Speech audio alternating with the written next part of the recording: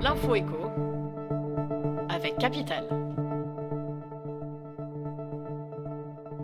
L'info pratique Capital. On commence par une bonne nouvelle. Elle concerne les agents de la fonction publique en contrat à durée déterminée.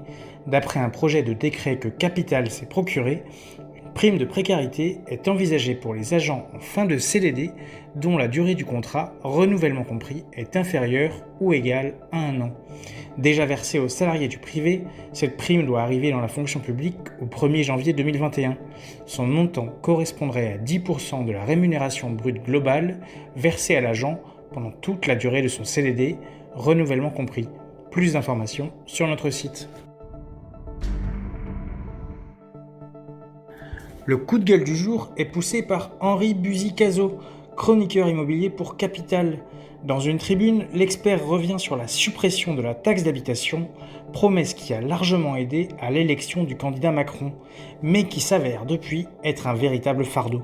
Ce geste à 30 milliards d'euros aura des conséquences que le pays va durablement payer, souligne Henri Buzy-Cazot.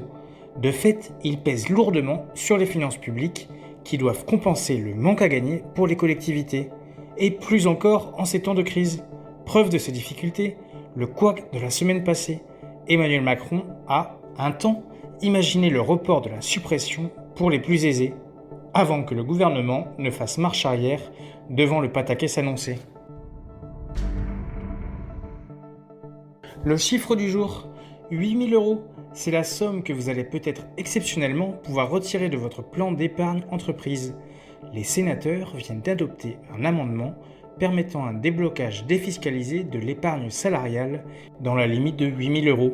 Cette mesure concerne les montants investis en faveur de l'acquisition d'un véhicule propre, ainsi que pour la réalisation de travaux de rénovation énergétique de la résidence principale. Reste désormais à savoir si cette mesure sera définitivement entérinée lors d'une commission mixte paritaire chargée de trancher sur le projet de loi de finances rectificative 2020 ce mardi 21 juillet.